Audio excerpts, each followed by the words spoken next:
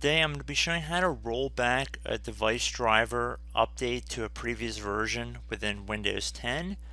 So as new device drivers are released to help fix functionality problems that might have been discovered previously, there can be a variety of issues caused by driver updates.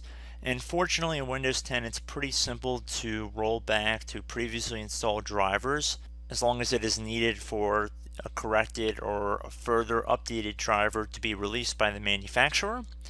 So this tutorial is going to be pretty straightforward here. So we're going to head over to our search menu and we're going to type in Device Manager, and it should be listed directly above the control panel. So you want to left click on that. Now you want to go underneath Display Adapters, and then you'll see whatever your display adapter is right underneath there. So basically you just want to double click on the adapter, then you want to go underneath the driver tab, and then left click on rollback driver. You will receive a message asking you to confirm if you are sure you would like to roll back to the previously installed driver software. Rolling back to older driver software may reduce the functionality or security of your device.